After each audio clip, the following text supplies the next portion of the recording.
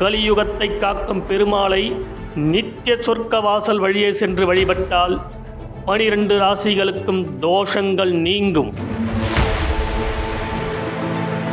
கோவிலை சுற்றி காவல் காக்கும் காளி. இந்த கோயிலில் இந்த காளி தான் சுற்றி காவல் காக்கிறதா ஒரு ஐதீகம் உண்டு. கருடாழ்வாரின் அருளினால் தஞ்சாவூரில் விஷக்கடியால் யாரும் இறக்க மாட்டார்கள் என்று சரஸ்வதி மகாலில் இன்றும் உள்ள குறிப்பு. இந்த தஞ்சாவூர் மாவட்டத்தில் விஷக்கடியினால யாரும் இறக்க மாட்டாங்க அப்படின்னு ஒரு குறிப்பு இருக்குது. வெளிநாடு செல்ல வேண்டும், வேலை வாய்ப்பு கிடைக்க வேண்டும் என்றால் இங்குள்ள வரதராஜ பெருமாளை வழிபட்டால் கைகூடும் என பக்தர்களின் நம்பிக்கை. வரதராஜ சுவாமிகிட்ட நம்ம பிரார்த்தனை பண்ணி வெளிநாடுகளுக்கு செல்லணும் அப்படிங்கிறவங்களும் வெளிநாட்டில் தொழில் செய்கிறவங்களும் அது ரொம்ப சக்ஸஸ் ஆகும், நல்லபடியாக அமையணும்னு சொன்னால் வரதராஜ பெருமாள்கிட்ட வேண்டிட்டு நல்ல வேலை வாய்ப்பு, வெளிநாடு பலன்கள் இதெல்லாம் நிறையா பக்தர்கள் அனுபவத்தில் சொல்லுவாங்க. திருமண தடை, குழந்தை பேறு, கடன் தொல்லை போன்ற பிரச்சனைகளுக்கு இங்குள்ள பெருமாளை நல்லெண்ணெய் தீபம் ஏற்றி 12 வாரம் வழிபட்டால் தீர்வு தரும் கலியுக வெங்கடேச பெருமாள். ஹலோ ஃப்ரெண்ட்ஸ், நாம இப்போ எங்கே போகிறோம்னா தஞ்சாவூர்.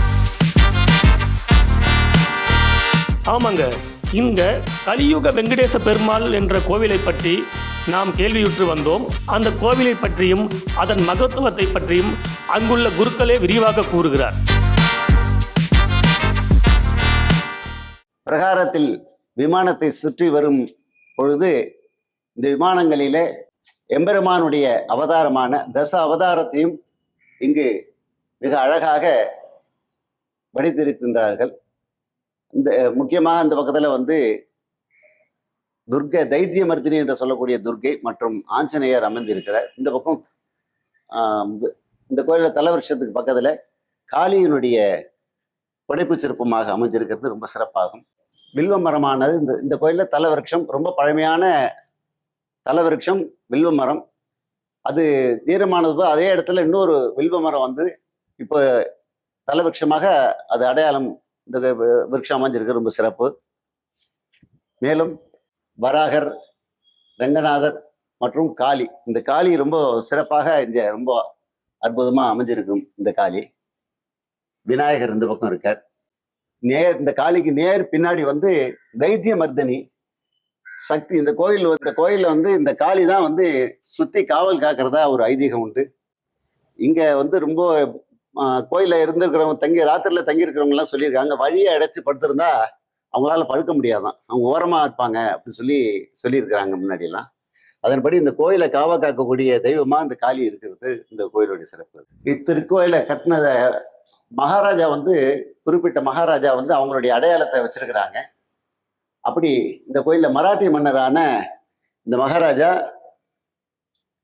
கையில் செவிச்சின்றபடி இந்த கோயிலை கட்டினக்கூடிய அந்த குறிப்பிட்ட மகாராஜாவுடைய சிலை இருக்கும்.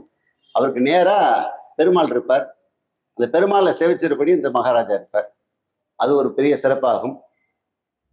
இந்த வைகானச ஆகமப்படி பலிபீடம், இரண்டாவதாக கொடிமரம் இருக்கும். வைணவ திருத்தலத்தில் கொடிமரம் முன்னாடியும் பலிபீடம் பின்னாடியும் அமைஞ்சிருக்கும். இது வைகானச ஆகமப்படி அமைஞ்சதுக்கு திருக்கோயிலுங்கிறதுக்கான இது ஒரு அடையாளம். மேலே பிரகலாத சரித்திரம் மற்றும் ராமாயணம் புடைப்பு சிற்பமாக வடிச்சிருக்கிறாங்க. ரொம்ப அற்புதமான வேலைப்பாடுகளோட கீழ்ப்பகுதியில் பிரகலாத சரித்திரம் இருக்கும். மேலே மேற்பகுதியில் ராமாயணம் இருக்கும். இன்னொரு பெரிய விசேஷம் என்னன்னா, பழமையான அனுமார் கோயிலில் மட்டும்தான் ராசி சக்கரம் இருக்கும். இங்கே எம்பெருமான் நவகிரகத்துக்கும் அப்பாற்பட்டவருங்கிறதுனால ராசி சக்கரம் இங்கே வச்சிருக்கிறாங்க. அதாவது இந்த கோயிலை சுற்றிட்டு பிரகாரம் சுற்றி இங்கே தான் கொடிமரத்துக்கிட்ட தான் நமஸ்காரம் பண்ணணும். அப்படி பிரகாரம் சுற்றி நமஸ்காரம் பண்ணும்போது இந்த நவகிரகங்களும் இருந்து ஆசீர்வாதம் பண்ணுறதா ஐதீகம். ஆகவே நவகிரக தோஷங்களை நிவர்த்தி செய்யக்கூடிய பெருமாள் ஸ்ரீ கலியுக வெங்கடேச பெருமாள். பெருமாளுடைய ஈசான பாகத்தில் அங்கே நவகிரகம் அமைஞ்சிருக்கிறது ரொம்ப சிறப்பு. இது ஒரு தனி சன்னதியா இந்த விமானம் எந்திர வடிவில் அமைஞ்சிருக்கும். இது வந்து எந்திர அடுக்கடுக்கா இருக்கும். மேல வந்து கருங்கல்லையே இது வந்து செஞ்சிருக்காங்க. மேல தனி விமானத்தோட கலசத்தோட இந்த நவகிரக சந்நிதி அமைஞ்சிருக்கிறது ரொம்ப சிறப்பு.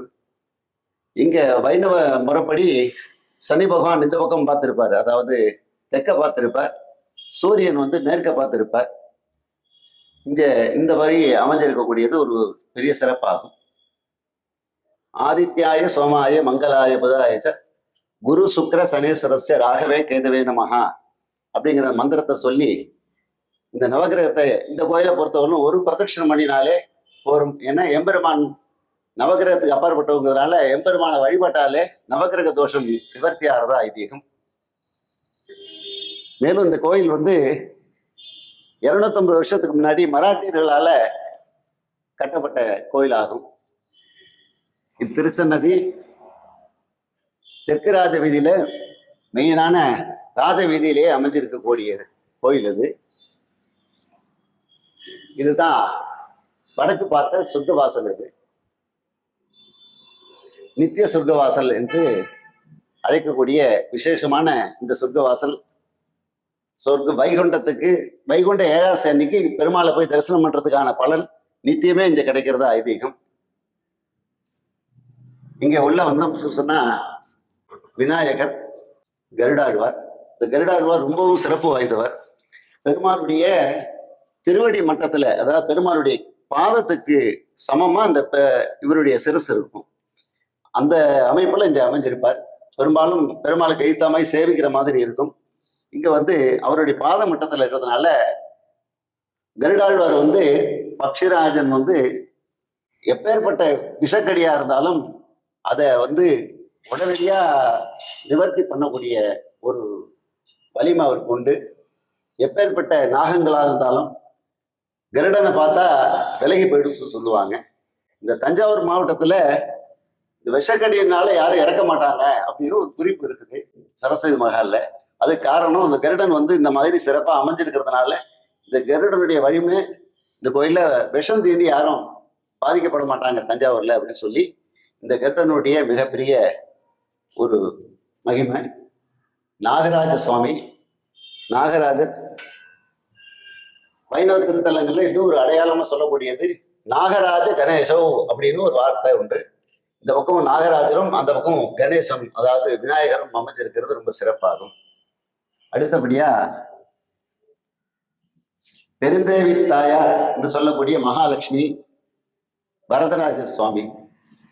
வரதராஜ சுவாமிகிட்ட நம்ம பிரார்த்தனை பண்ணிக்கணும்னு சொன்னா வெளிநாடுகளுக்கு செல்லணும் அப்படிங்கிறவங்களும் வெளிநாட்டுல தொழில் செய்யறவங்களும் அது ரொம்ப சக்சஸ் ஆகும், நல்லபடியா அமையணும்னு சொன்னா வரதராஜ பெருமாட்ட வேண்டிட்டு நல்ல வேலை வாய்ப்பு, வெளிநாடு பலன்கள் இதெல்லாம் நிறைய பக்தர்கள் அனுபவத்துல சொல்லுவாங்க. உடனடியா பக்தருக்கு காட்சி கொடுக்கறதுக்காக அவதாரம் பண்ணப்பட்டது ஸ்ரீ வரதராஜருடைய அவதாரமாகும். அடுத்தபடியா பூர்வ சஞ்சீவி ஆஞ்சநேயர்னு இந்த சுவாமியினுடைய ஆஞ்சநேயருடைய திருநாமம். 1008 ஆஞ்சநேயர் வந்து ஒரு காலத்துல நம்ம இந்து மதம் வந்து ரொம்ப கஷ்டத்துக்கு உள்ளாயிருந்த போது அவங்கள்ட்ட இருந்து வேற்று மதத்தினர்கிட்ட இருந்து இந்த இந்து மதத்தை காப்பாற்றணும் அப்படிங்கிறதுக்காக 1008 ஆஞ்சநேயரை நம்ம இந்தியா ஃபுல்லா மாத்வ குரு ராகவேந்திர வம்சத்துல இருக்கக்கூடிய ஒரு பெரிய மாத்வ குரு 1008 ஆஞ்சநேயரை பிரதிஷ்டை பண்ணினார் இந்தியா ஃபுல்லா. அப்படி பண்ணின ஆஞ்சநேயர்ல இவர் ஒரு ஆஞ்சநேயர். என்ன அடையாளம்னு கேட்டாக்க அவர் பிரதிஷ்டை பண்ண ஆஞ்சநேயர்ல கடிமலர் கையில வந்து தாமரப்பு மாதிரி கடிமலர்னு சொல்லுவாங்க. இந்த வால்ல வந்து தலைக்கு மேல இருக்கக்கூடிய வால்ல மணி இருக்கும். இந்த கையில அபயஹஸ்தம் இருக்கும். இது வந்து இந்த மாத்துவ குரு பிரதிஷ்டை பண்ண ஆஞ்சநேயருடைய அடையாளம். இந்த மாதிரி இந்த ஆஞ்சநேயர் தஞ்சாவூர்லேயே மூலை ஆஞ்சநேயர்னு ஒரு கோயில் இருக்கு, அங்கேயும் ஆஞ்சநேயர் இதே போல இருப்பார்.